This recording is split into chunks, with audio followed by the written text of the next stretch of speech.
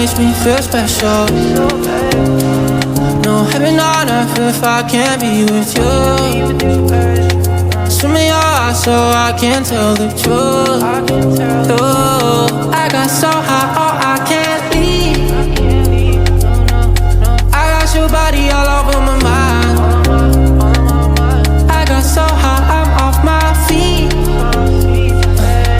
We up in the clouds with the sun in our eyes. Show me that don't need no money, don't need nobody, just need your body.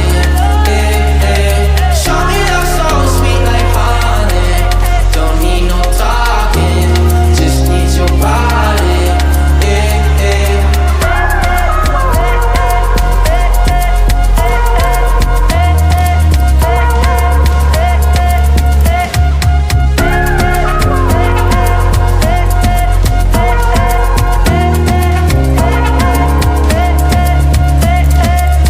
Telling me, telling me, telling me, telling me, telling me, telling me you feel fine. Never leave, never leave, never leave, never leave, never leave in your side. Wanna keep you in my life, no need to move. Whenever you here, I feel like I can't lose. Baby, I wanna ride with you, I got so high, oh I can't leave. Your body all over my mind. I got so high, I'm off my feet. We up in the clouds with the sun in our eyes. Show me that don't need no money, don't need nobody, just need your body. Yeah, yeah. Show me that soul sweet like honey. Buenas noches, bienvenidos y bienvenidas a Fuera de Onda en nuestra tercera emisión. Para quienes se van conectando, bienvenidos y bienvenidas. Nos pueden a través del chat contar desde dónde se conectan, si es la primera vez que nos acompañan en esta emisión, y quédense que ya les cuento hoy de qué vamos a estar conversando. Para quienes se conectan por primera vez, Fuera de Onda es un espacio de conversación política desde la izquierda, sin filtros. Cada semana traemos a alguien que conoce de ciertos temas, de los que nos interesa discutir, de los que están en la agenda pública, tanto en el distrito como en el país, para intentar entender qué sucede, sin depender de la lectura que nos quieren imponer los medios de siempre, porque necesitamos un espacio propio, además cargado de crítica, honesto, y que podamos debatir sin ser juzgados y con libertad.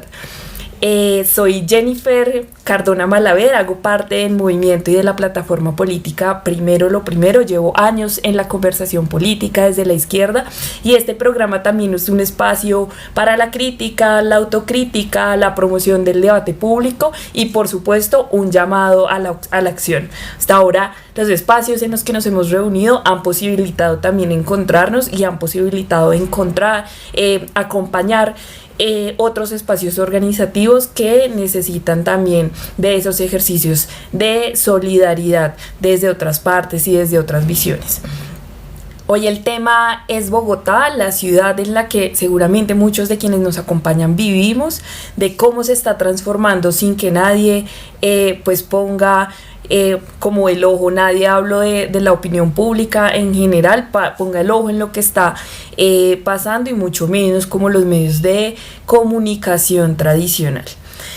En nuestro primer bloque, rápidamente empecemos por lo que el propio alcalde ha venido mencionando en diferentes medios. Galán repite en cada una de las entrevistas que ha dado que su política de vivienda es la más ambiciosa que ha tenido esta ciudad, más de 32.000 subsidios asignados, la feria de vivienda más grande hecha nunca en Bogotá, cifras que se ven en enormes titulares. Vamos a desmontar eso rápidamente entre 3 puntos. Primero, esos subsidios son en su enorme mayoría para vivienda nueva construida en la periferia de la ciudad.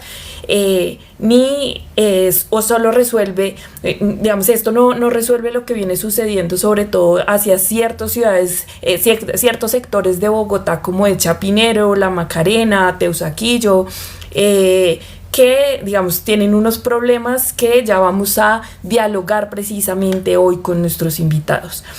En segundo lugar, mientras que pues la alcaldía, encabezada precisamente por Galán, sigue presumiendo ciertas cifras,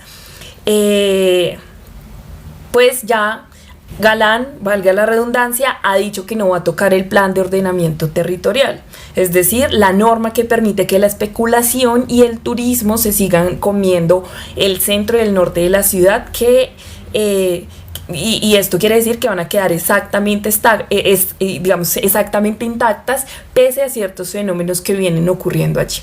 Y la cifra de los subsidios pues nunca viene acompañada de una cifra que para nosotros y nosotras realmente importa, y es cuántas familias han tenido que salir de su barrio de siempre, del lugar en el que históricamente han vivido, porque definitivamente ya es imposible habitar ciertas zonas de la ciudad.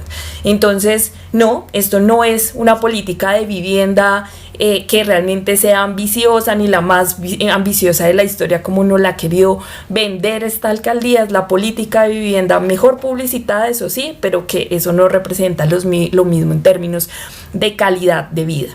Y esta semana circuló también el argumento de siempre, y es que la gentrificación no es un problema real, sino es una obsesión ideológica, que en lugares como La Macarena, Chapinero Alto, los apartamentos son de viudas y pensionados que se benefician de la valorización, no de fondos de inversión, y que preocuparse por el desplazamiento es puro catastrofismo activista. Seamos sinceros con esto, puede haber propietarios pensionados que efectivamente ganen con la valorización de su barrio, nadie lo niega. El problema es a quien se le borra de la foto con ese argumento. En Colombia, por primera vez en la historia, hay más hogares arrendados que hogares que tienen un propietario que habita esos hogares. 7.4 millones de familias en arriendo frente a 7.1 millones con casa propia. A esa mayoría la valorización del barrio no le representa ni un peso, le representa que el arriendo suba hasta que no pueda seguir pagándolo y tenga que desplazarse. Entonces, cuando alguien dice que hablar de desplazamiento es catastrófico, como nos lo dice la derecha o como lo dicen ciertas personas de la alcaldía de Galán, lo que está haciendo en realidad es sacar de la conversación a la mayoría de gente que vive en esos barrios. La que arrienda, no la que heredó el apartamento, como mencionan los argumentos. Y para que esto no quede como una discusión abstracta, una cifra concreta. En 2017 había en Bogotá cerca de 1.500 unidades de vivienda en renta corta, tipo Airbnb. Hoy son más de 20.000 y solo en Chapinero se concentra alrededor del 40% de este negocio. Eso es la gentrificación funcionando en tiempo real, no una tesis por allá teórica escrita. Apartamentos que salen del mercado de arriendo para familias bogotanas y entran al mercado de turistas y nómadas digitales, mientras la alcaldía no ha puesto sobre la mesa ninguna regulación seria para esas plataformas. Con esto cerramos como ese bloque introductorio con aspectos muy importantes que han hecho parte de la agenda y que es precisamente lo que nos trae al tema de esta tercera emisión de Fuera de Onda, que es la gentrificación en Bogotá versus el derecho a la ciudad. Y hay algo que me parece importante para ya arrancar con nuestra charla, y es que acá no vamos a hablar de la gentrificación como si fuera un fenómeno natural y que simplemente sucede allá, que digamos como que simplemente sucede en ciertas zonas porque sí, sino que vamos a hablar de la gentrificación como lo que es, que son el resultado de decisiones, el resultado también de silencios políticos, decisiones sobre lo que se regula, lo que no, sobre quién construye y para quién, sobre qué se le permite al mercado y qué se le exige. Vamos a hablar de 3 cosas esta noche entonces, básicamente. Primero, ¿Qué le está pasando realmente a distintos barrios de la ciudad más allá del relato de la renovación urbana y la revitalización? Segundo, ¿qué ha hecho y qué no ha hecho la administración de Galán frente a esto, entre anuncios de subsidios y un plan de ordenamiento territorial que no se toca? Y finalmente, ¿qué significa de verdad cuando hablamos del derecho a la ciudad y qué se puede hacer desde diferentes instancias, tanto institucionales como organizativas, comunitarias, etcétera? Para esto no podía tener mejores invitados que quienes nos acompañan hoy. Son dos personas que han venido trabajando este tema desde su lugar de incidencia, desde su lugar de resistencia y de movilización. También pues tienen una amplia experiencia y trayectoria en toda la gestión pública y el territorio de la ciudad. Entonces tenemos a Donka Atanasoa, quien es concejala de Bogotá por el Pacto Histórico e integrante de Fuerza Común. Desde el Consejo ha hecho seguimiento a las decisiones de ordenamiento territorial y vivienda de esta administración. También tenemos a Luis Carlos Barrera, edil de Teusaquillo por el Pacto Histórico e integrante de La Creciente. Como edil también tiene contacto con lo que está pasando directamente en cada uno de los barrios y localidades de la ciudad y viene acompañando distintas iniciativas alrededor precisamente de esta disputa por el derecho a la ciudad. Así que Donka, Luis Carlos, bienvenidos a Fuera de Onda, ¿cómo están? Hola, buenas noches a todos y a todos. Muchas gracias, Jen, por esta invitación. En efecto, es clave, digamos, tocar los temas que tú estás poniendo sobre la mesa, así que...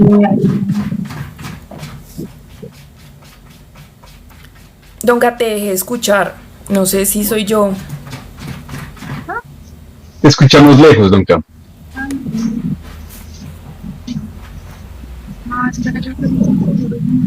Dale, no hay lío. Bueno, mientras saludo yo el espacio, Jennifer, muy buenas noches a ti y a tu audiencia. Gracias por la invitación a este espacio. Lamento los problemas técnicos frente a la cámara. Resulta ser que no tengo la cantidad de seguidores suficientes para tener el video activo, más sin embargo te agradezco profundamente el espacio porque en efecto esta es una discusión que no es nueva, más sin embargo los efectos y las problemáticas están empezando a evidenciarse a través de la movilización social en distintos lugares de la ciudad, así que muy pertinente esta conversación y nuevamente gracias. Y hola compañera Donka, camarada del Pacto Histórico, bienvenida a la conversación. Hola, ¿ahora me escuchan mejor? Súper, sí, Mejor. mejoró muchísimo. Bueno, me agradezco. Voy a ponerse el audífono. Ahí vamos aprendiendo con el TikTok. Entonces, parte de lo que decía es, digamos, también agradecerle a Jen este espacio. Creo que es una discusión muy necesaria de ciudad, una discusión, como además ella dice, que desde el Consejo de Bogotá le hemos hecho muchísimo seguimiento, así que será un gusto poder compartir, digamos, como las distintas reflexiones y también las distintas urgencias que tenemos para actuar sobre la ciudad, porque la verdad es que Bogotá pues, es una ciudad que ya no tiene más hacia dónde crecer, así que hay que tomar decisiones frente a sus modelos y formas de ordenamiento y pues a veces no ocurre de la mejor manera. Así es, bienvenidos y bienvenidas también a quienes se siguen sumando a este live. Hoy estamos con dos invitados muy especiales, hablaremos sobre la gentrificación en Bogotá y el derecho a la ciudad. Entonces arrancamos con algo simple pero que nadie dice así como a grandes voces, y es que qué es lo que está pasando hoy con la gentrificación en Bogotá. Porque creen que además la administración de Galán también le ha venido dando otros atributos o otras denominaciones como renovación urbana, revitalización, etcétera. Hablemos un poco de eso y realmente pues también démosle luces un poco a nuestra audiencia sobre qué entendemos por gentrificación. El que quiera arrancar. Luisca, ¿quieres arrancar? ¿O arranco? Adelante, dale. Dale. Entonces, bueno, pues en primer lugar hay que señalar que la gentrificación realmente es como un poco la versión negativa de la renovación. Yo particularmente creo que las ciudades y en general los espacios, o sea, el mundo está en movimiento, como ya. Entonces, los espacios, todo requiere irse actualizando, irse renovando, irse transformando con el tiempo y con el paso también en la transformación de las dinámicas sociales que lo habitan, ¿cierto? Y también de esta armonía con la naturaleza y de todo lo que cada época va trayendo en su mundo. El problema no es que los espacios se tengan que transformar, el problema es quién lo hace, quién toma las decisiones, para quién se toman las decisiones y quién se beneficia, digamos que de esas transformaciones. ¿Para qué se hacen? Si las transformaciones se hacen para que la vida beneficiara a la gente. ¿Qué pasa con la gentrificación? Que es un proceso que pretende imponer un tipo, un modelo de renovación o de recambio de las formas y del hábitat de la ciudad, en el cual, por lo general, ¿me escuchan? Sí, te escuchamos. Ok. Es que me apareció un letrero que se había silenciado el audio. En el cual, por lo general, los habitantes originarios, los pobladores y pobladoras originarios, terminan, ¿cierto?, siendo desplazados, apartados, y el proceso de renovación consiste en actualizar la dinámica económica que el uso del suelo genera y los beneficios económicos que el uso del suelo genera para algunos pocos, que por lo general son quienes ya cuentan además con una serie de privilegios o capacidades económicas anteriormente. Entonces, eso es, o sea, la gentrificación realmente es esa versión, digo yo, no solo versión, sino esta visión y este efecto negativo, discriminador, segregador, para la gente de las ciudades. Pero la renovación y la revitalización podrían hacerse sin necesidad de que ocurran de esa manera. ¿Para qué se requiere para eso? Pues tener una visión de ciudad y una visión de mundo y una visión de sociedad en la cual la solidaridad, la visión de que todos y todas necesitamos dignificarnos por igual, de que el acceso debe ser para todos y todas, o sea, una visión, digamos que justa del mundo y no una visión acumuladora y segregadora del mundo. Y eso es lo que la gentrificación ha ido generando. ¿Qué pasa? Que en muchos lugares del mundo, pues quienes dictan las normas, quienes organizan las reglas del ordenamiento territorial, quienes terminan definiendo los criterios y las inversiones, pues tienen justamente esta visión segregadora. ¿Por qué lo digo? Porque mira lo que está ocurriendo en Nueva York. Cuando llega un alcalde que tiene una visión de redistribución, una visión de acceso para todo el mundo justo, de una vez genera tipos de normas, genera tipos de reglas que nos permiten, ¿cierto?, que la gente cuente con alivios que le permitan quedarse, que le permitan no consumir tanto en sus arriendos, que le permite, digamos, una visión más justa del hábitat en la ciudad. Entonces creo que por ahí pasa la discusión, para mí, de la gentrificación.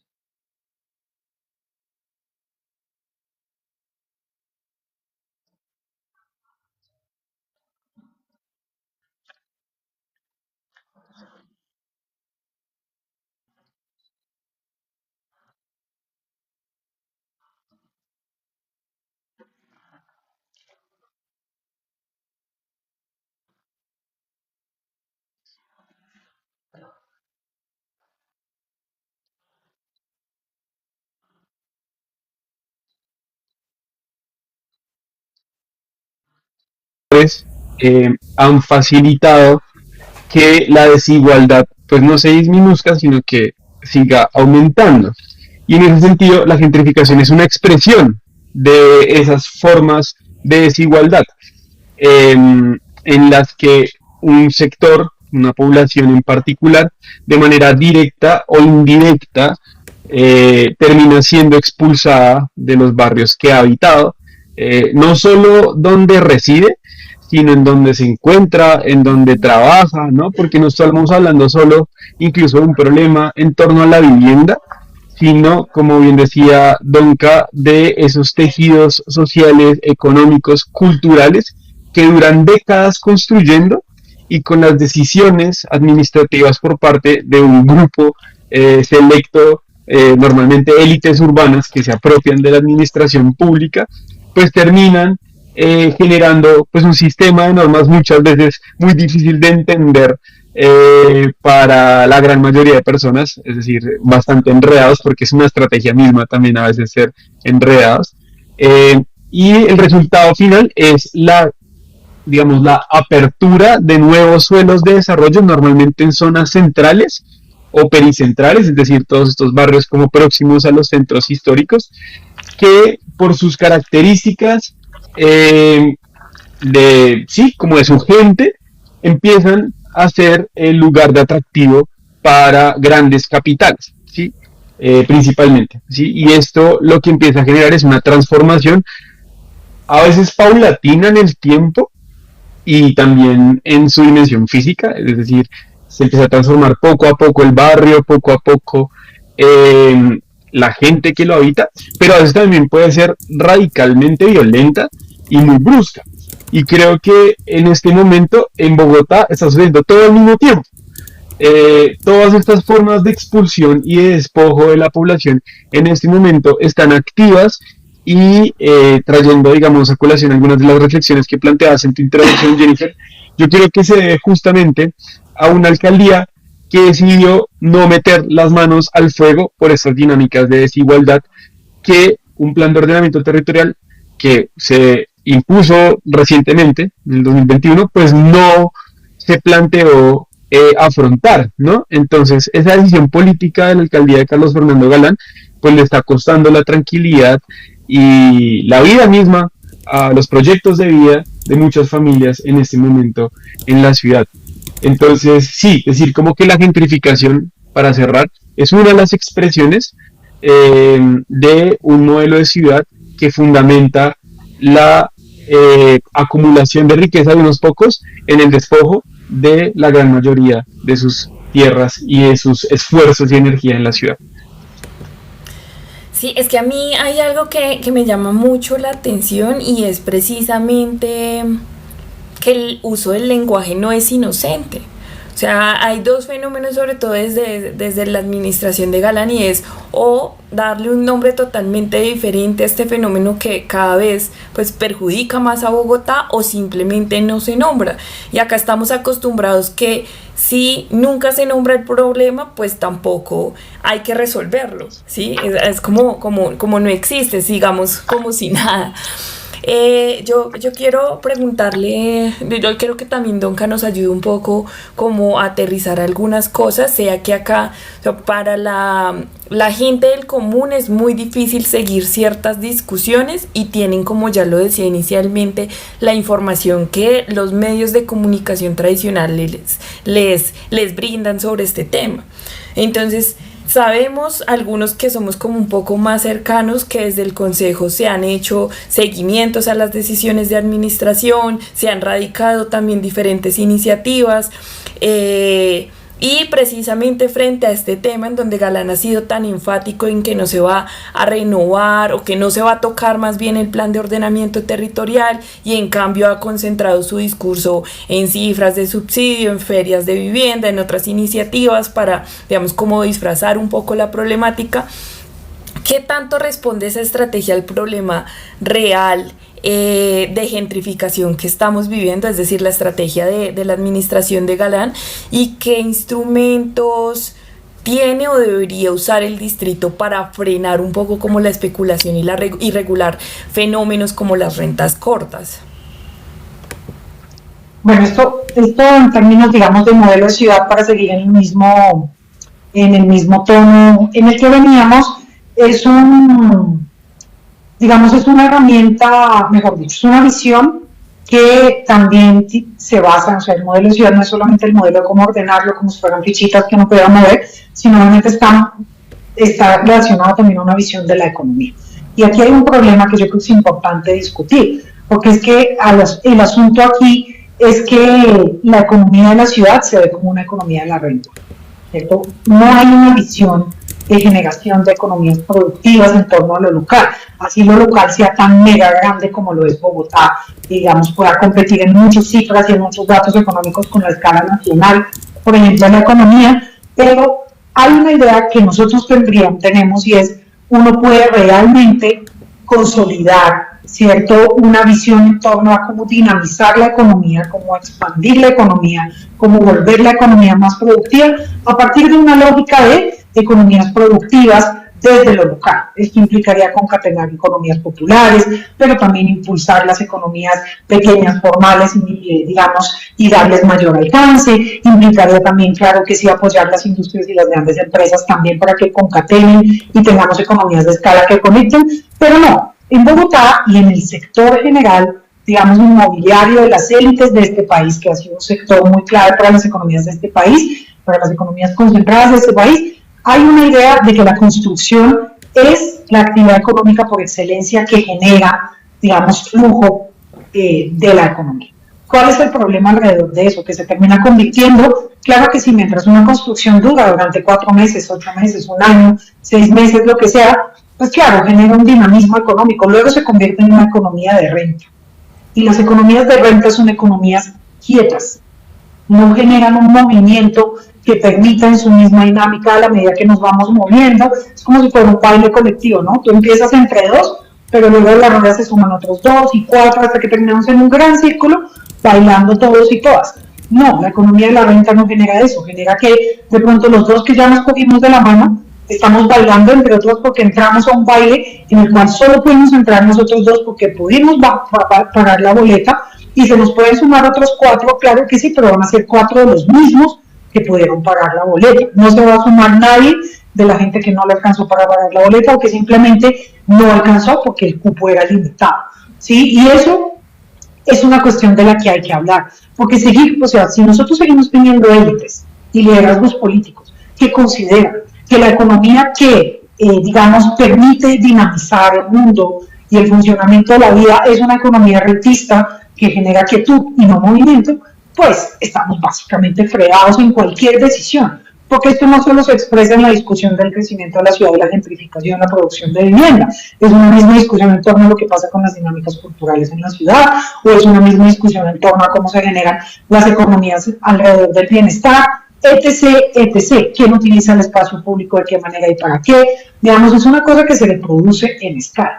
Por eso, ganar el debate y consolidar la narrativa en torno a que necesitamos economías productivas y que esa es la única manera de irradiar posibilidades de redistribución, de irradiar que la gente, digamos, pueda tener una participación mayor en la economía y asimismo ser productiva, producir mayor riqueza, poner esa riqueza en circulación y así, digamos, dinamizar, pues es muy complicado. Por eso nosotros tenemos que ir consolidando una narrativa en torno a esta discusión, que no solo tiene que ver con el uso del espacio y el ordenamiento, sino que tiene que ver también, por ejemplo, con la discusión que recientemente hemos ido dando en torno al salario mínimo vital, ¿sí?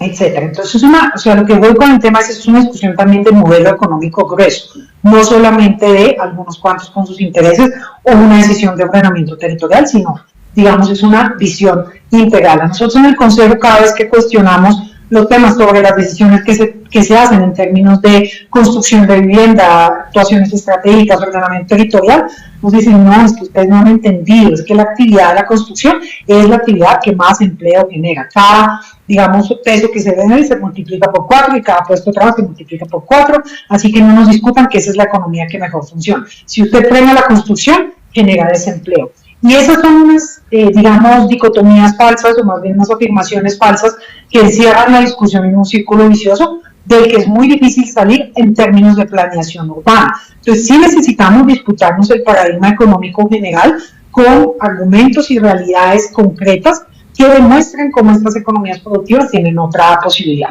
Y lo otro, perdón que me extendí, me apasiona mucho esto. Tiene que ver con lo que decía al comienzo en el salud, y es Bogotá es una ciudad que ya no tiene para dónde crecer. Hace 10 años cuando nosotros, fíjate que es muy, muy paradójico, y yo lo dije cuando estábamos en la construcción del plan de desarrollo, más bien en la votación casi putreada del plan de desarrollo de Galán aquí en el Consejo de Bogotá, y es que Galán le llama esto revitalización y Petro también le llamaba revitalización en el plan de desarrollo de la Bogotá urbana, pero son dos usos absolutamente distintos del concepto, ¿sí? Que justamente pues se presta para que ese tipo de cosas puedan ocurrir. Pero lo que veo Bogotá no tiene hacia dónde crecer, y esa decisión nos obliga a pensar en cómo reordenar el espacio. Sí o sí nos toca, ¿cierto? Pero, vuelvo y digo, Nos están imponiendo un modelo en el cual esa reorganización del espacio solamente se está dando para la gente que ya tiene plata. Y la vivienda que está produciendo Bogotá, si bien, como lo han dicho muchos, Bogotá tiene un alto crecimiento en términos de producción de vivienda, pero la vivienda que está produciendo Bogotá es una vivienda que no está pensada para la gente que más necesita la vivienda.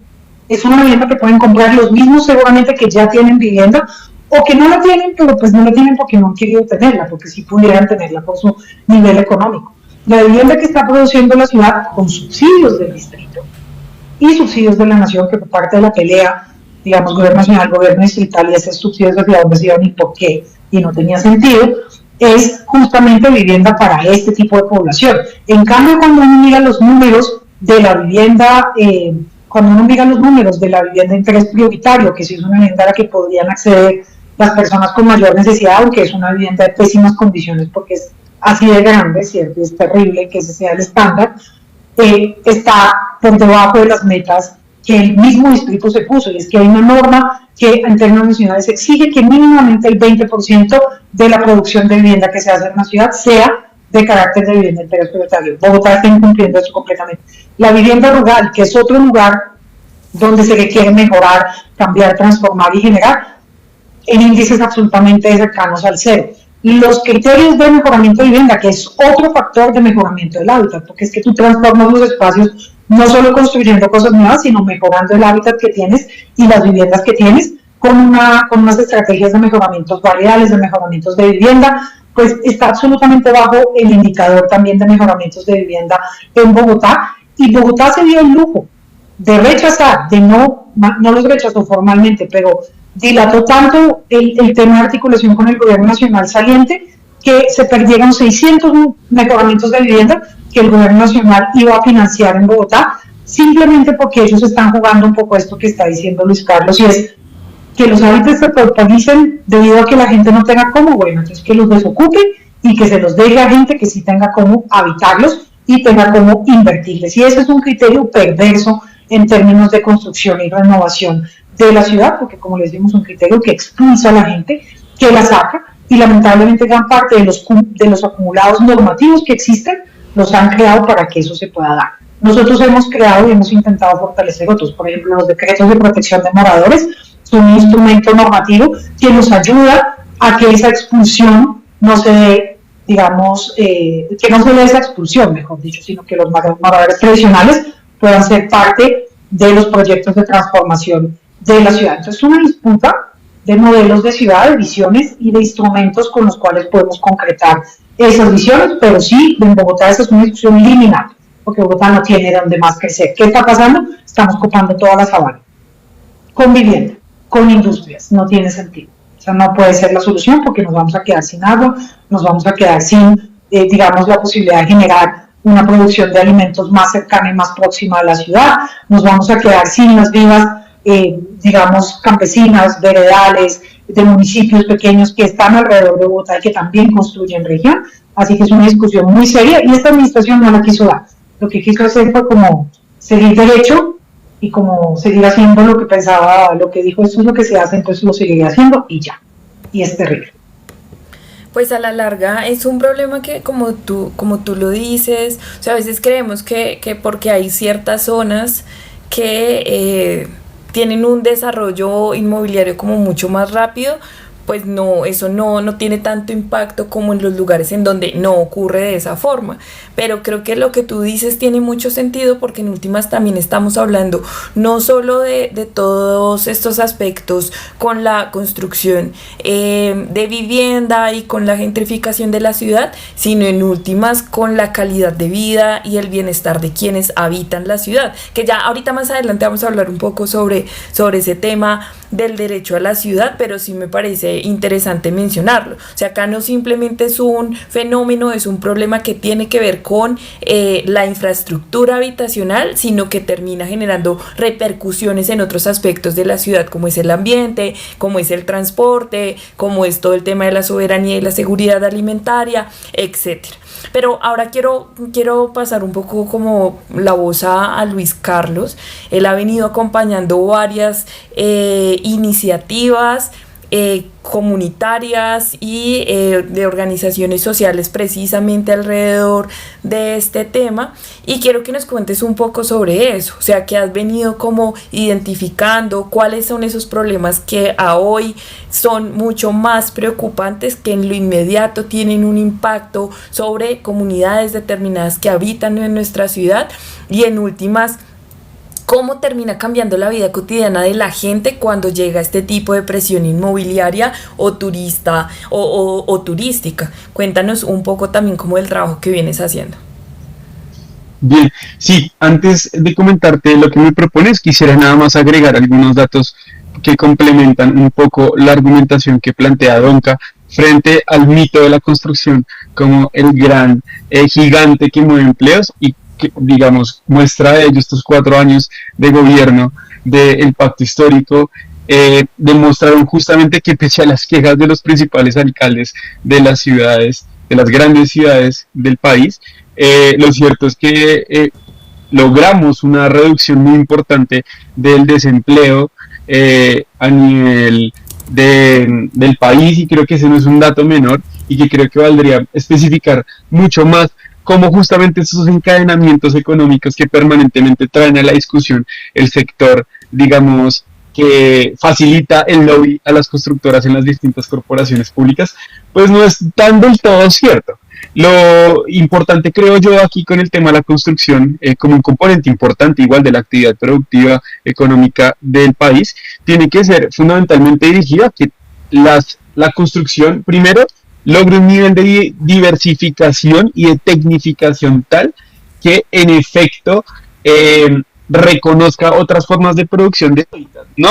Y yo creo que este gobierno entendió que en el mejoramiento, y que justamente quizás en esas pequeñas intervenciones también había la posibilidad de hacer un movimiento económico importante en ese gremio, no así, digamos, beneficiando siempre a las grandes constructoras, que creo yo es la crítica de fondo que han realizado, y que me parece importante también como poner aquí en la discusión. Ahora bien, con respecto a lo que me mencionas, desde la creciente y desde Leilato venimos trabajando arduamente en justamente entender cómo el ordenamiento territorial y las decisiones que se toman muchas veces sobre el papel pues tienen implicaciones graves sobre la vida y el día a día de las personas. En particular, tú mencionaste anteriormente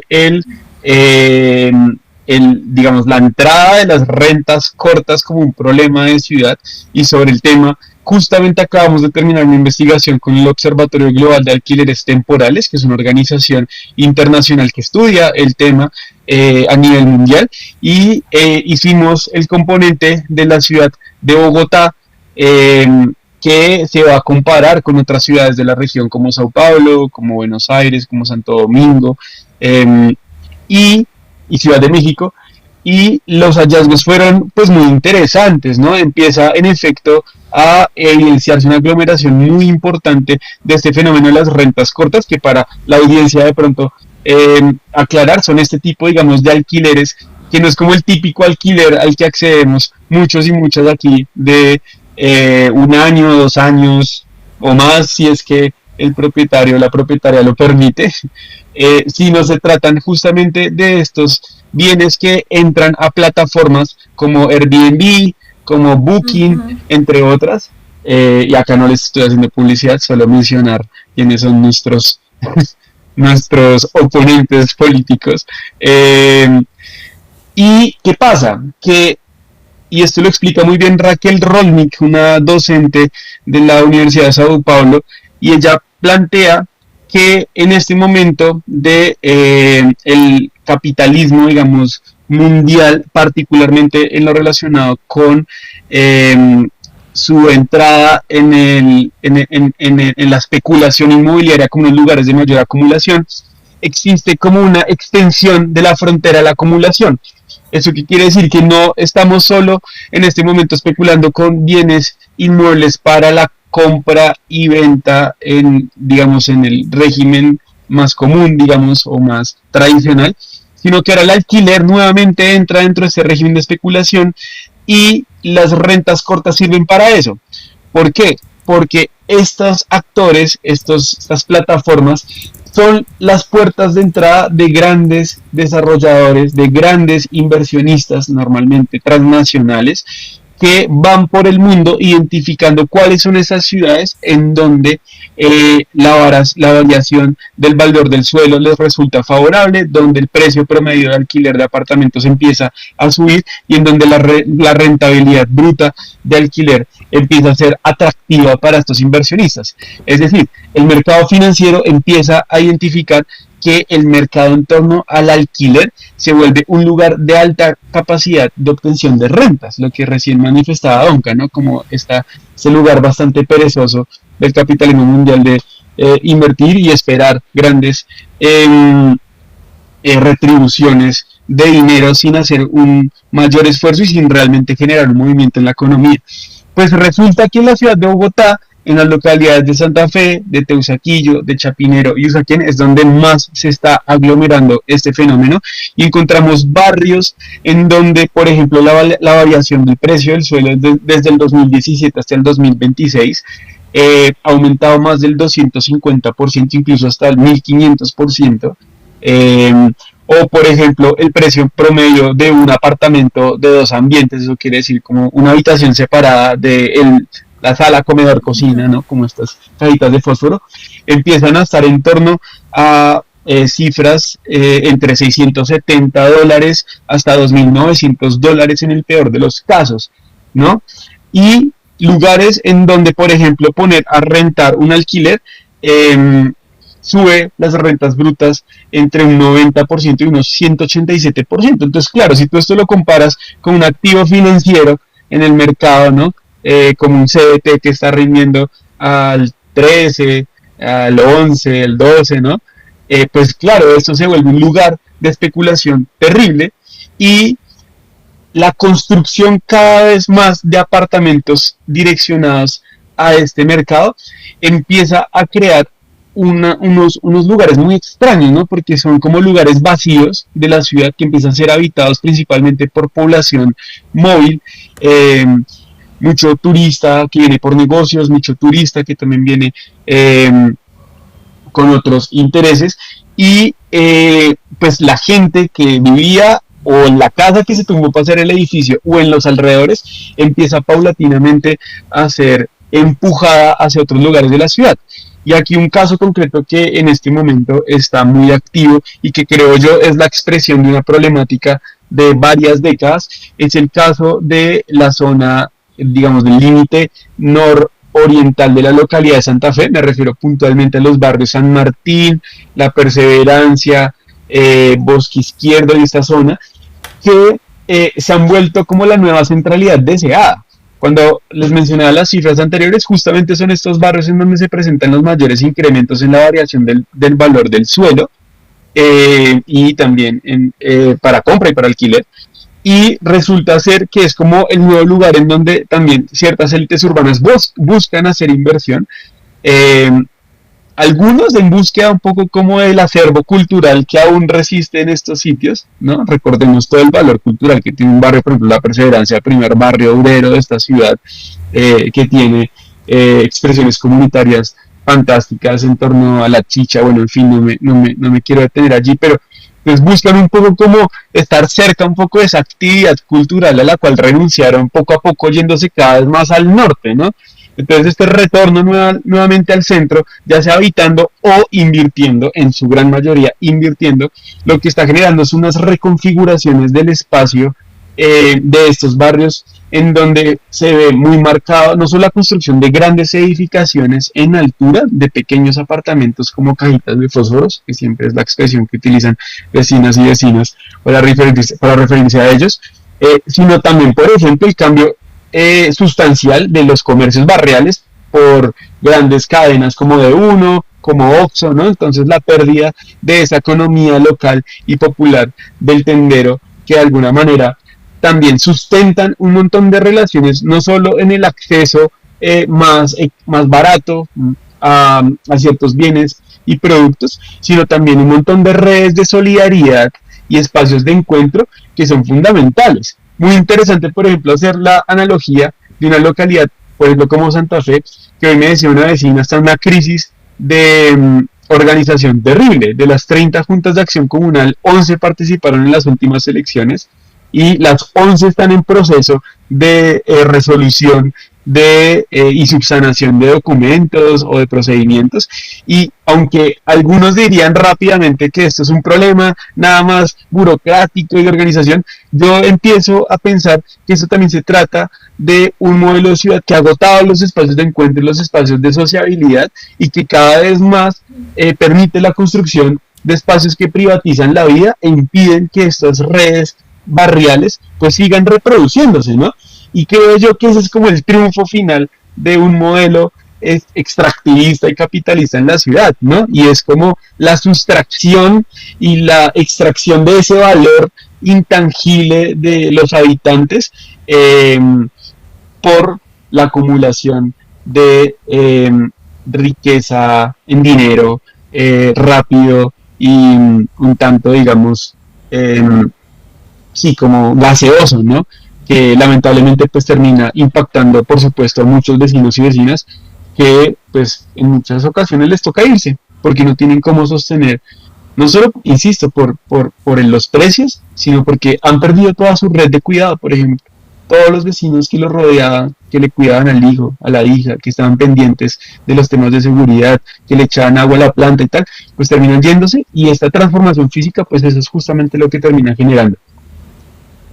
Yo solo quería agregar una cosa, Jen, que me parece importante tenerla ahí, Luis Carlos, que me parece importante tenerla también en el mapa, y es por una parte el tipo de producción de vivienda entonces y de espacios que se generan, y es lo que decía Luis ahora, y es, pero vuelvo a digo, esto contrastado con el tema de Bogotá no tiene para dónde crecer, porque es que si Bogotá no tiene dónde crecer y quedan 5 espacios así de grandes, no sé, en el centro y algunos lotes o algunas áreas que se han logrado acordar a que sean para renovación y demás, y lo que hace es plantar edificios de 15 pisos con 50 apartamentos por piso, cada uno de 25 metros cuadrados, pues ya de paso estás condenando que las familias de 2, 3, 4 miembros que necesitan vivienda pues no van a tener a dónde buscar, y eso genera también un efecto en que la vivienda usada o la poca vivienda de otras condiciones, características que se está produciendo, pues se vuelve inaccesible en términos de los costos, porque entonces cada vez más que tú dices necesito un apartamento de 2 habitaciones,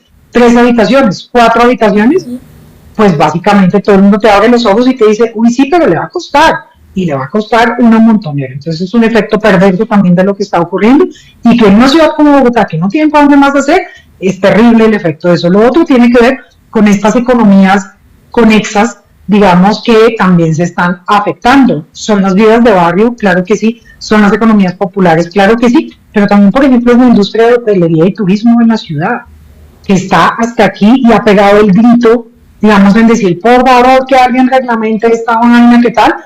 Y fíjense que los únicos, digamos, lesionados no solo somos, o no solo es la gente popular de la ciudad, sino que este es un modelo que impone y va arrasando con formas de economía de todo tipo. Ahora, claro, tiene mayor capacidad de adaptación por la cantidad de recursos que concentra. Además, ciertos sectores del campo del turismo y de la hotelería, sí, que unos pobladores populares, claro que sí, pero digo, esto va arrasando con todo el modelo de vida en general de la gente, porque también este modelo de generarlo sin concesión, sin diálogo, sin participación, sin acuerdos, sin nada, sin construir una visión colectiva del ordenamiento de la ciudad, pues genera obviamente un efecto que va arrasando con todo lo que se le atraviese, y nos va a dejar en un tipo de ciudad, yo no creo que en la misma concentración como lo tiene Medellín, pero en un tipo de ciudad que es absolutamente dependiente de un cierto tipo de formas que yo creo que también la historia lo ha demostrado, se agotan en el tiempo,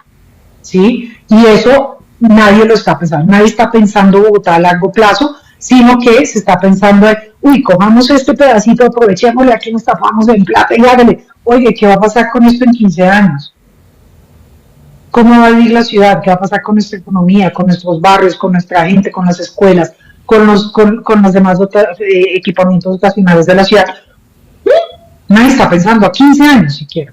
Claro, lo están pensando en términos de negocios, pero en términos de la ciudad, no. Por eso necesitamos también unas decisiones políticas que se piensen en la ciudad más a fondo y de forma más colectiva y de largo alcance, y eso no está ocurriendo con las dinámicas neoliberales que están usando este tipo de herramientas y mecanismos.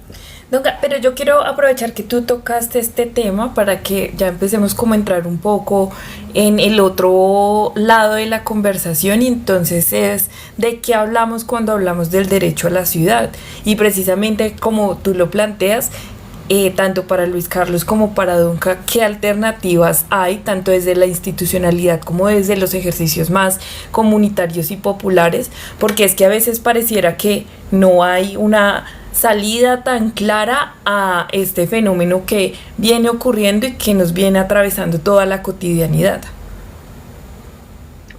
Pues la ciudad en general es un producto sociohistórico, socioeconómico que se ha consolidado en disputa permanente, ¿cierto? La ciudad está hecha por obreros y está hecha por industriales.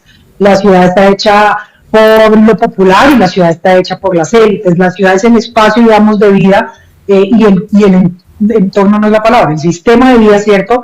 Más, digamos, más común en medio del capitalismo, y es un espacio que todo el tiempo es un modelo de sociedad, es una visión de sociedad que todo el mundo está en disputa todo el tiempo. Decir derecho a la ciudad es decir, debe ser para todos y todas. La ciudad no debe ser algo que solo unos sean un sector social, sean una visión racializada, sea una visión de género, sea una visión de segregación económica y demás, o de privilegios, definan, sino que la ciudad es un derecho de quién, de la gente, de toda la gente. Por lo tanto, la ciudad debe poder ser construida colectivamente. Las decisiones grandes que la atañen, aquí solo estamos hablando del tema, digamos, más específicamente de producción de vivienda y demás, y de lo que está pasando con estas dinámicas de emisión barrial, pero hay otras decisiones claves de la ciudad que deben corresponder a un diálogo público, a un diálogo amplio de ciudad.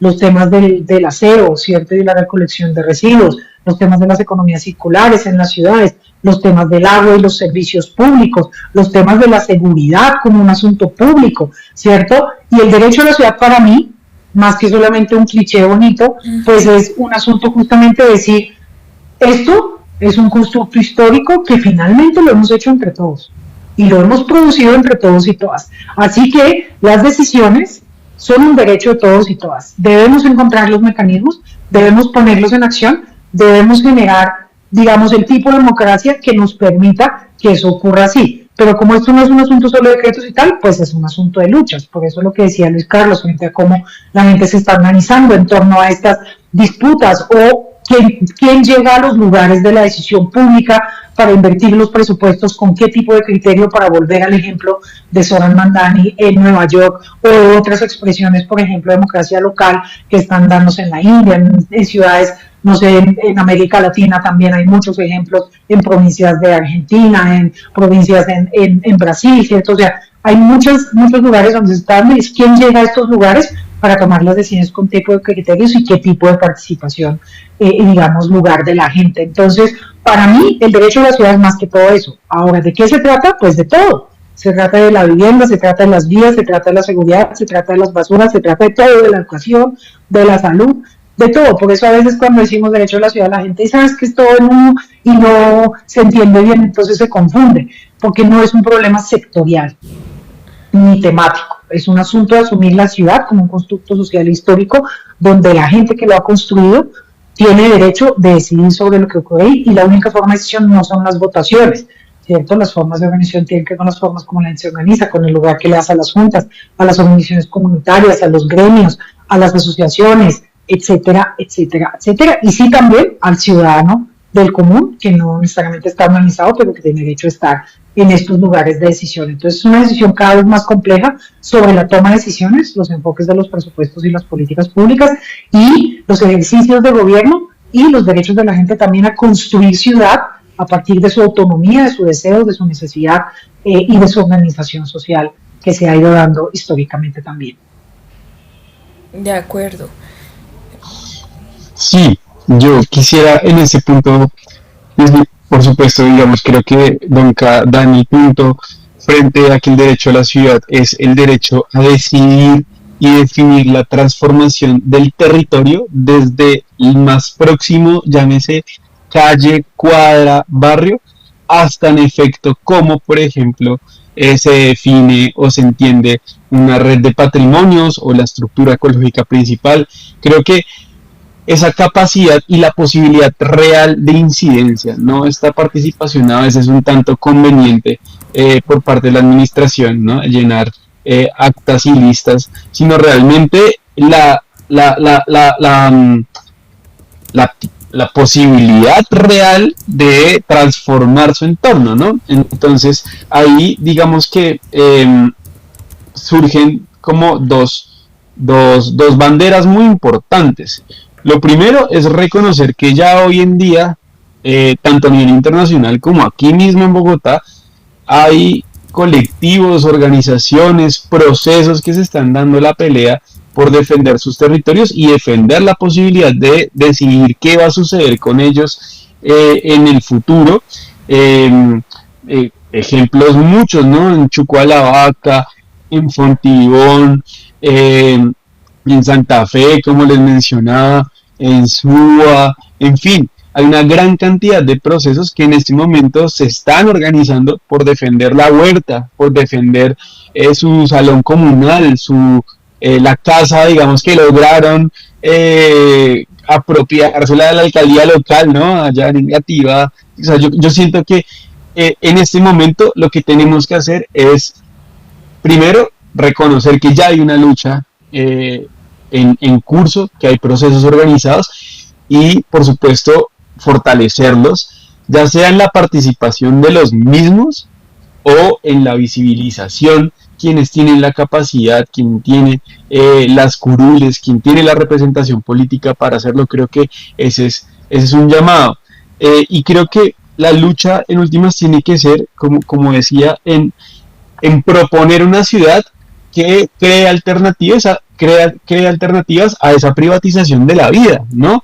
Es decir, que nos planteemos la necesidad por construir cada vez más espacios de encuentro y de sociabilidad, y ahí es clave proteger lo común y lo comunal. Ahí el ejemplo de la Junta de Acción Comunal, digamos que lo planteaba para otro, pero yo creo que es clave, por ejemplo, no permitir que el gobierno de turno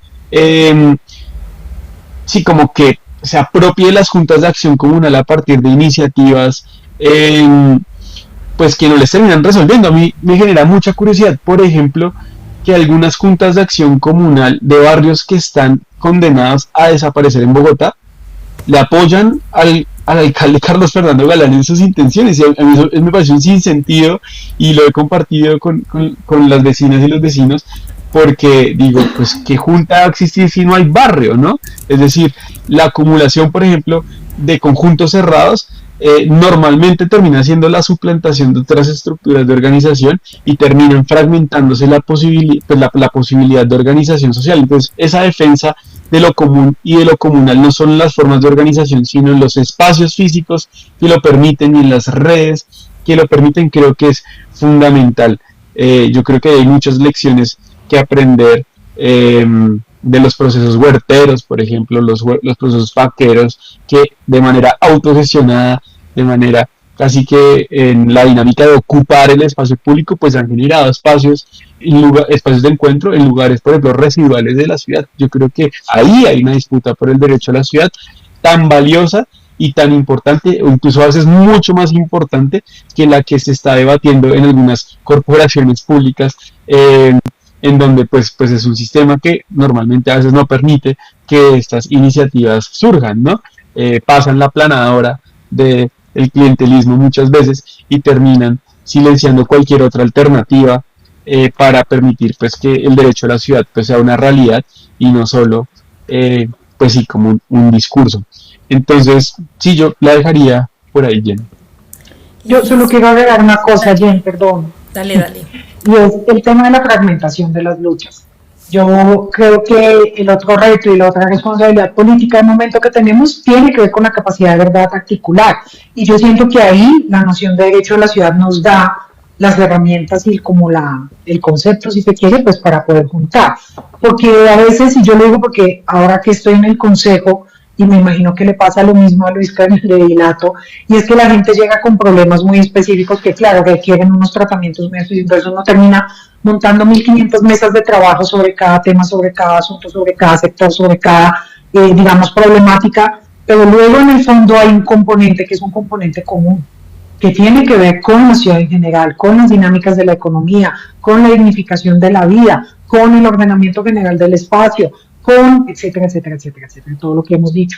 Y creo que es fundamental que cada una de las luchas donde se desarrolle tenga esa conciencia y esa capacidad un poco de entender que solucionar su tema no es solamente solucionar su tema, sino que esto está ligado a una manera en la que se está decidiendo la ciudad, en la que se está acumulando el capital, en la que se está definiendo sobre nuestras vidas, y eso nos ayuda a juntar. Juntar no significa estar todo el tiempo en una asamblea multitudinaria que intenta decidir cosas, digamos, caóticamente a veces muy armónicamente, dependiendo, pero digamos, no es eso, significa que esa noción, esa conciencia nos conecte y que también la actuación sepa que si yo estoy luchando por la huerta, o estoy luchando por mi junta de acción comunal, o estoy luchando por eso, que en mi barrio no se lo lleve los Airbnbs y demás, estoy luchando también por todos estos asuntos y junto con toda esta gente que también está desde su ángulo dando esa lucha, y que tenemos que encontrar las maneras, las formas y los momentos para juntarnos, fortalecernos, para dar esa lucha de una mejor manera, porque aislados pues la estamos perdiendo. Yo creo que sin duda nos están imponiendo y nos quedamos en lógicas de resistencia que, si bien son muy necesarias y fundamentales, no son suficientes para transformar, digamos, en global el mundo. Ahora la transformación en pequeño es fundamental, porque sin eso la experiencia de vida no nos permitiría saber que es posible transformar. Entonces creo que es una cosa, digamos, de todo el tiempo estarla teniendo en relación, pero sí creo que es fundamental la conciencia de que esto es una integralidad, porque además todo está hecho para vivirla. La institucionalidad está fragmentada en temas y en sectores, digamos, la misma lucha te dice no, quédate hasta aquí porque si no ya ahí ya te metes con los asuntos del otro y ahí ya toca incluirlos a ellos, entonces mejor no. Todo está hecho para mantenernos ahí sí, como decía Luis al comienzo, en cajitas de fósforo separados, cada uno dándose la pelea al interior, y pues seguramente ganando algunos, pero luego al final, pues si no conectamos, pues va a ser difícil. De acuerdo, yo sumaría como dos cosas también a lo que ustedes han venido mencionando, y es, o sea, como también trabajamos por instaurar una narrativa alrededor de lo que viene sucediendo precisamente en nuestra ciudad de una forma mucho más simple y más clara, ¿sí? Que le permita a la ciudadanía de a pie entender lo que está sucediendo. Y lo segundo es que creo que ahorita también entramos a un momento muy clave como ciudad, y son las elecciones a la alcaldía. Creo que también, pues en últimas, la forma en la que tomamos decisiones como ciudadanía y elegimos en últimas a quienes están en esos escenarios y en esos ejercicios de poder y de decisión de la ciudad, pues es muy importante. En últimas también tenemos que pues ser conscientes de que quienes lleguen a esos lugares por nuestro voto pues van con unas determinaciones claras, una ideología clara y por supuesto con unos intereses claros al respecto. Entonces tendremos que hacer también un ejercicio muy pedagógico para que ojalá el próximo alcalde que llegue por lo menos haga algo, además, ¿no? Porque con este alcalde hemos tenido un montón de problemas. O alcaldesa. O alcaldesa, sería maravilloso también. Con este alcalde hemos tenido muchos problemas, y es que se la pasa durmiendo. Ya estamos en el otro extremo, ¿no? Que no reacciona. Pero bueno, vamos a pasar a un tercer bloque de esta emisión de Fuera de Onda. Bienvenidos y bienvenidas a quienes se han venido sumando. Hoy estamos con dos invitados muy especiales, Don Catanzaro y Luis Carlos, hablando sobre la gentrificación y el derecho a la ciudad en Bogotá. Y Fuera de Onda tiene digamos, como un apartado que también busca darle voz a otras personas, que digamos, más allá del chat, a veces el chat es limitado también por la restricción en cuanto a los caracteres. Entonces, mientras que nosotros vamos conversando para ir animando como la conversación, o sea, entre Donca y Luis Carlos, pues la idea es que quienes quieran no solo dejar un mensajito por el chat, sino incluso subirse acá a la conversación y activar su micrófono y hacer algún comentario o alguna pregunta, incluso alguna denuncia frente a lo que está sucediendo en su zona de residencia, puede hacerlo. Entonces envía la invitación, yo lo acepto. Por supuesto hay unas reglas y es que todo tiene que ser en el marco del respeto. Si no hay respeto, lo bajamos de la conversación. Entonces, para quienes estén interesados, abajo de sus celulares se encuentran un icono azul y rosado de 2 personitas y ahí pueden hacer la solicitud para que yo lo suba acá al live y darles como un minutico en el que puedan hacer su intervención. Y mientras eso, pues vamos a seguir mientras que la gente se va animando y va haciendo la solicitud para subirse o dejando su pregunta en el chat, pues vamos a seguir aquí hablando un poco con Donka y con Luisca sobre este tema. Claro, ustedes mencionaban como muchas herramientas para organizarse, pero también decíamos que no necesariamente es a través como de las grandes estrategias o de las grandes acciones que se pueden como implementar cosas en concreto. Por ejemplo, en la individualidad también, qué recursos o qué herramientas institucionales tienen las personas para, por ejemplo, denunciar este tipo de situaciones, a dónde pueden también recurrir, a quiénes. O sea, creo que también hay que brindar información para que las personas también puedan tener las herramientas y tomar medidas frente a esto. Incluso hay juntas de acción comunal que a estas alturas pues tampoco conocen a ciencia cierta como los mecanismos. Entonces yo les voy a dar la palabra para quienes están ahí en la audiencia. Si quieren subirse y opinar, pueden enviar la solicitud para que yo los acepte y se suben acá al live. Bueno, con respecto a lo que tú mencionas, es muy curioso porque también la estructura, por ejemplo, que le hace control urbanístico o que le hace seguimiento a los impactos que generan muchas de estas problemáticas, está diseñada para que no funcione o que tarde mucho en resolver varios de los problemas, ¿no? Entonces, ¿qué pasa? Y esto es una radiografía, por ejemplo, de la administración local y existe un componente dentro de la estructura de gobierno que son las inspecciones urbanísticas, inspecciones policiales que le hacen seguimiento a las denuncias por infracciones, por incumplimiento de la norma y demás. Esas inspecciones normalmente están colapsadas, ¿sí? Es decir, es un señor que tiene que definir un montón de folios y un montón de procesos que han sucedido, incluso muchos de ellos hace años atrás, ¿no? Entonces, yo creo que aquí el llamado, y creo que eso tiene que ver también con la propuesta de ciudad que hacemos desde el Pacto Histórico y que construimos desde la izquierda, es a generar mecanismos preventivos que eviten que estos procesos avancen y pues se mitiguen, por supuesto, los daños que generan a medida que van avanzando. ¿A qué me refiero? Por ejemplo, creo que es muy importante fortalecer procesos de veeduría ciudadana en torno a obras públicas y privadas que tengan afectación a los bienes comunes, a los bienes públicos de la ciudad.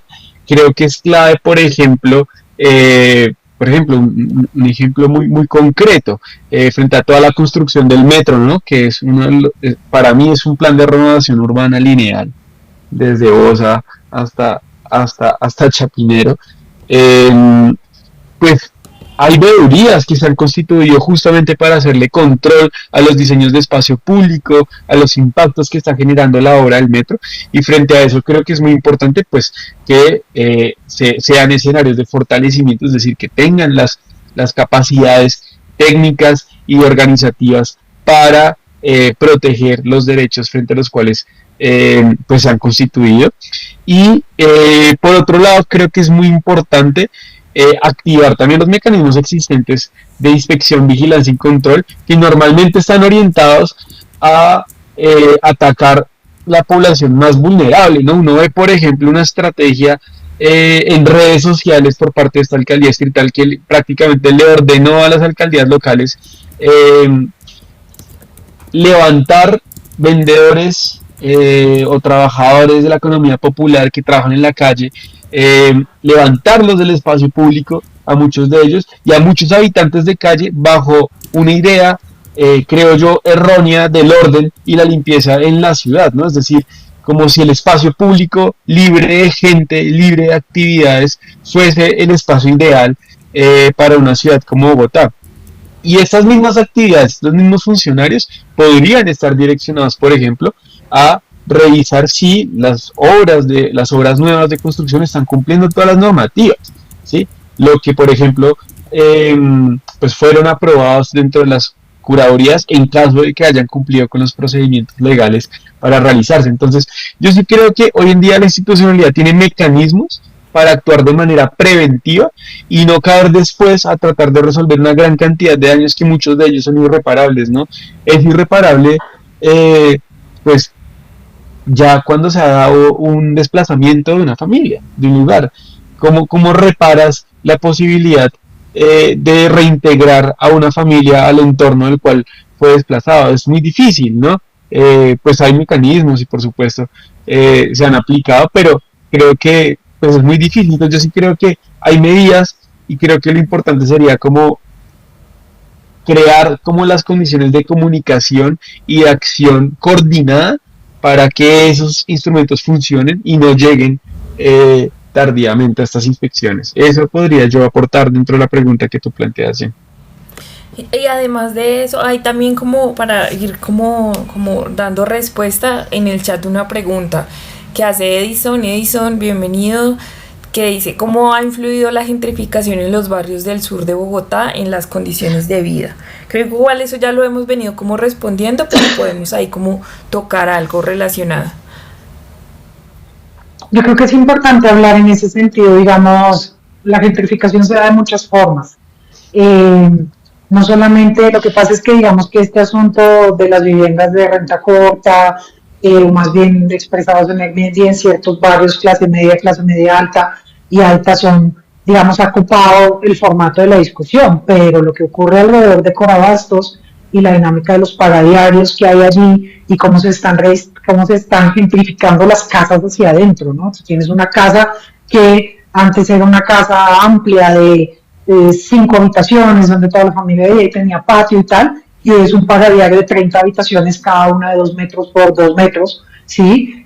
Donde la gente se queda temporalmente, también es de renta corta, lo que pasa es que renta corta clase muy baja, y esas discusiones también hay que darlas, porque vuelvo y digo, cuando digo que la ciudad se está densificando, no tiene para dónde crecer y más, esto golpea a cada sector de la ciudad de manera distinta, ¿sí?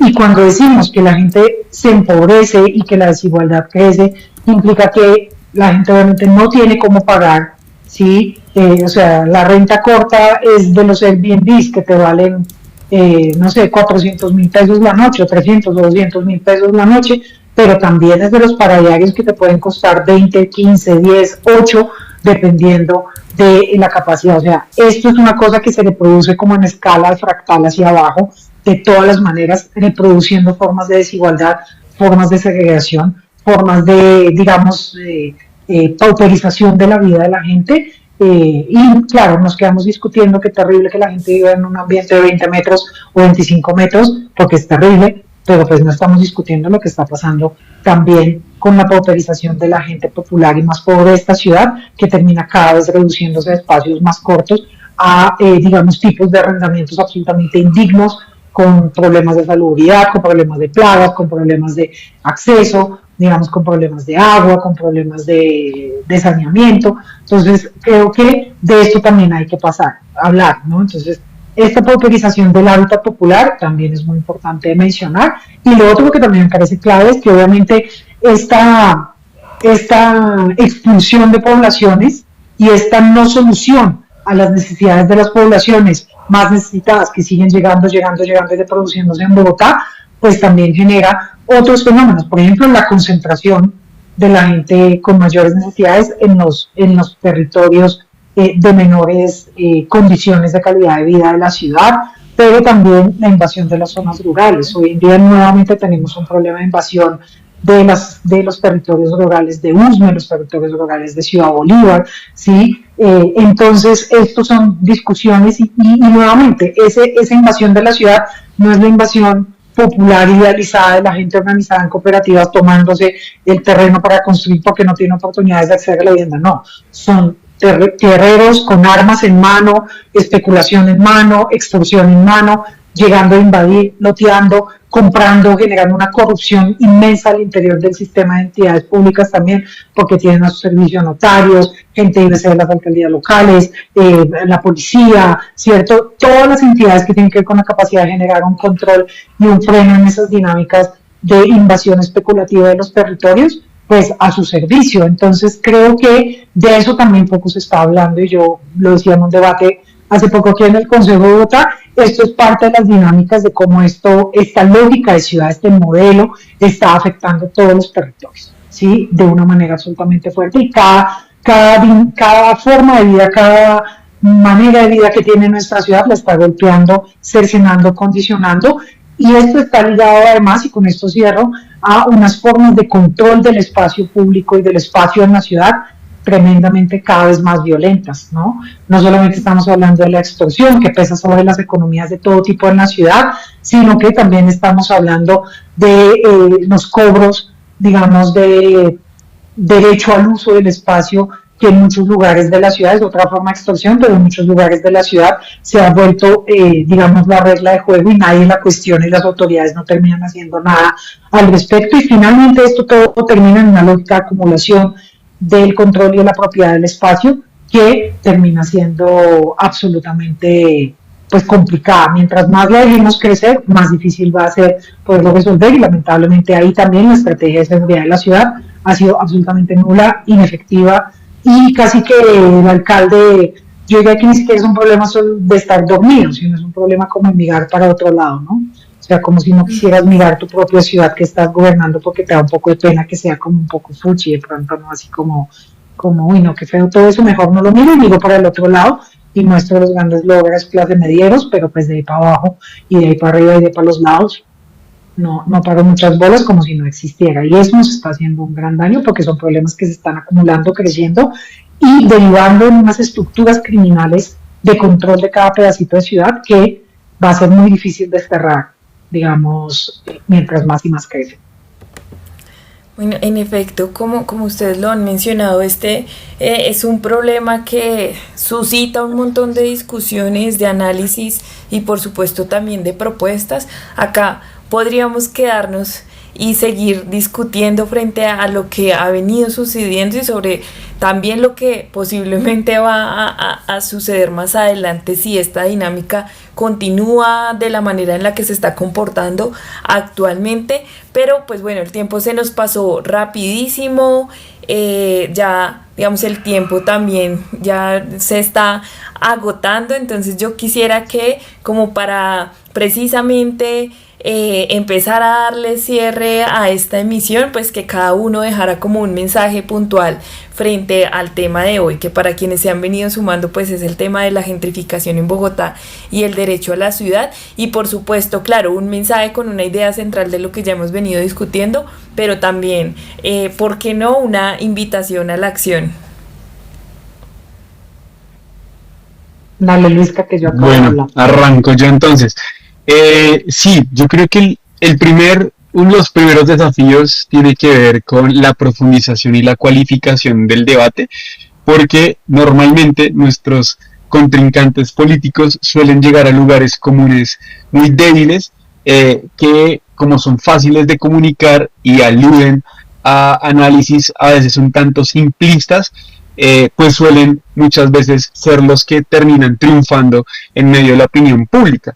Entonces yo sí creo que tenemos un llamado muy importante a, como tú decías, Jennifer, a cualificar, pero al mismo tiempo a saber comunicar estos debates y plantear con claridad qué es lo que está en riesgo.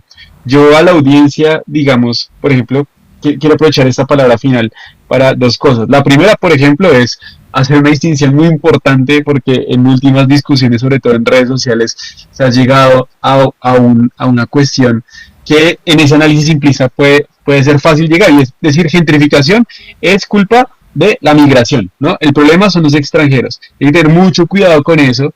Y aquí estamos dos hijos de, de extranjeros dando un debate, y es, ojo, la gentrificación es una expresión de la desigualdad. Otra cosa es la migración. Las ciudades han sido construidas, como bien dijo Donca, históricamente por migrantes. Para eso, pues echar una breve mirada atrás a la historia de Bogotá, no más. Entonces, eso, digamos, para cerrar, que hace parte, por ejemplo, de las discusiones en esa cualificación del debate. Y por último, decir, yo creo que está en riesgo en este momento la pérdida de esos espacios donde se construye la solidaridad, en donde se construye la posibilidad de construir lo común, en donde se construye la posibilidad de encontrarnos, ¿no? Entonces, para hablarle muy claramente a la gente, cuando peleamos por el derecho a la ciudad, peleamos para que esas redes de solidaridad y de vecindad se sostengan. Ese es el debate de fondo, ¿no? Y cómo, pues, logramos encontrar alternativas para combatir una ciudad que termina construyendo cada vez más centros comerciales y cada vez más lugares en donde la posibilidad de tener una vida digna está mediada por tus ingresos económicos y no por pues la sencilla o el sencillo interés de vivir bien, ¿no? Entonces, eso es lo que yo le diría, y la invitación es a organizarse de todas las formas posibles y encontrar en las otras luchas aliados, como dice Don Cayo. Yo no creo que estas deban ser luchas fragmentadas, sino que deban ser unificadas, no solo en el marco de los partidos políticos, sino también en la ciudadanía, ¿no? Sostener esa solidaridad entre las luchas creo que es clave. Bueno, yo rápidamente espero. Creo que pues pensar juntos sin duda es una necesidad. Yo creo que nos hace mucha falta volver a encontrarnos para pensar qué está pasando, cómo lo estamos entendiendo, a qué se debe, porque siento que estamos llenos también de un montón de cosas que damos por hecho, que no hay que dar por hecho, porque en esa comprensión profunda de lo que está ocurriendo están también las claves de cómo luchar, de cómo transformar. Y ahí yo pienso que es clave que tengamos espacios como estos para hablar, para debatirnos, para escuchar, para decir, oiga, sí, esto es verdad también, y para, digamos, ir elaborando juntos y juntas pensamiento que obviamente nos sirva para la acción transformadora. Y creo que hoy estamos pues en un momento único e inédito de la historia de nuestro país, en el cual tenemos la posibilidad además de que en el mismo plano, en el mismo paralelo, nos encontremos, ¿cierto?, entre las formas de construcción de pensamiento, entre la movilización, la lucha, la organización, la creatividad, la innovación, la comunicación, la votación. Creo que estamos en un lugar donde todas estas cosas por fin lograron como hacer clic y, digamos, conectar una potencia muy grande de transformación. Creo que hay que cultivar eso, que se hace, como lo decía Luis, desde lo común, desde la posibilidad de articulación, y pues tener también mucha convicción y mucha fortaleza para dar las peleas, porque siento que también parte de lo que nos ha ido pasando en estas formas sociales es como el disciplinamiento para no confrontar, ¿no? Para no confrontar en el sentido de no chocar ni en los debates ni tal. Yo creo que hay que hacerlo no groseramente, no invalidando al otro, pero también mostrando que hay unas posturas sobre la vida, sobre la gente, sobre el bienestar, sobre la dignidad, que tienen un lugar y merecen un lugar, y no son simplemente como frases de cajón, o no son simplemente esto que tú decías muy al comienzo cuando hablaste, Jen, ¿no? Como nos llaman ahora fundamentalistas ambientales, o nos llaman ideólogos de género. O sea, tienen un tipo de cliché para llamarnos.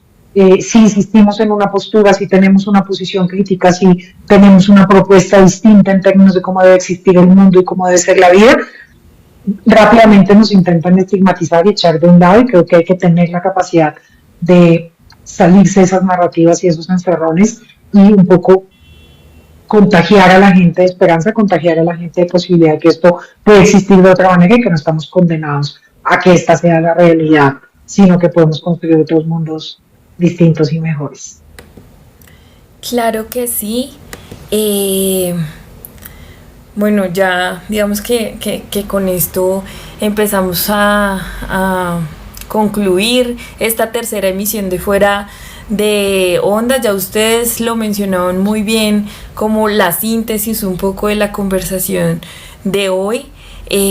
Yo quisiera pues reiterar en algo muy importante que ha sido transversal a lo largo de lo que ustedes han venido planteando, y es que en últimas la gentrificación primero pues no surge de la nada, tiene que ver con decisiones institucionales, políticas, económicas que se toman alrededor de cómo se configura el modelo de ciudad, pero que además están integradas con otra serie de políticas y dinámicas de lo que ocurre de otras formas, pero incluso la forma en la que se construye la ciudad impacta mucho sobre su seguridad, entre otras cosas.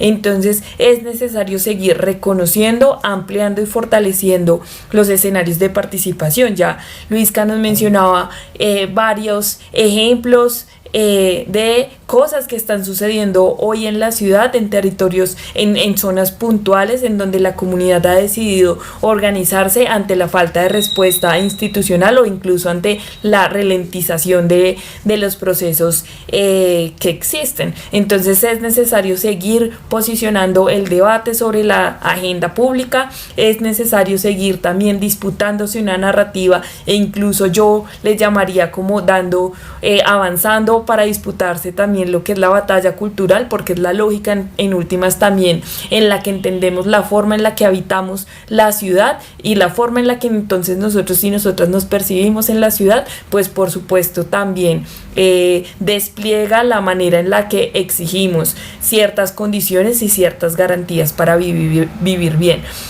Entonces yo creo que es importante también ya en una sola frase cerrar esto, y es que necesitamos no solo acceder a una ciudad que sea para todos y para todas, sino en últimas cómo nos pensamos una Bogotá para el cuidado de la vida, en donde pues esas distintas formas de habitar el espacio, de habitar y construir el territorio, pues tienen una posibilidad. Donca, Luis Carlos, gracias por acompañarnos a esta tercera emisión, por su tiempo y por poner el territorio en el centro de esta conversación. Por supuesto también por el trabajo que vienen realizando desde cada uno de sus lugares de enunciación, a Donca desde el Consejo, de Luis Carlos desde la Junta local. También les daría como unos segundos para que puedan despedirse de nuestra audiencia.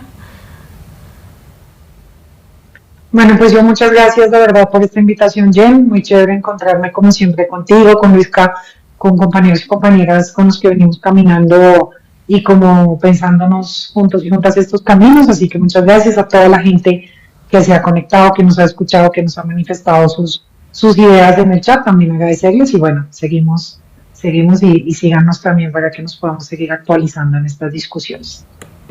Muchas gracias, Jen, y Donca también por el espacio. Ha sido una conversación, creo yo, muy valiosa, y espero la audiencia pues siga conversando y siga discutiendo en torno a estos temas, y que en últimas pues siga creciendo el poder de la gente. Eso es lo más importante.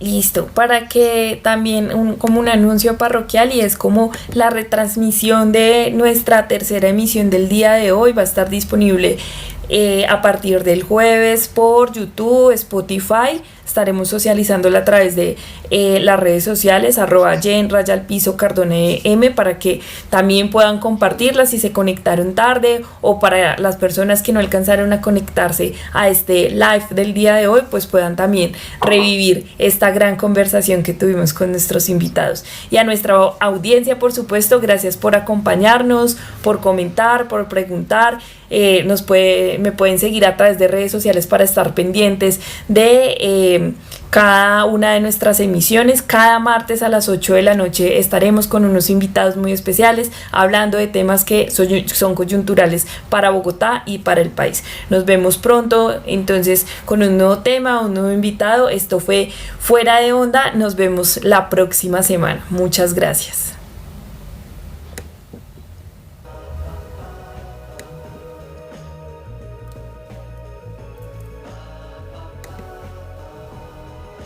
¿Cómo se desconecta uno?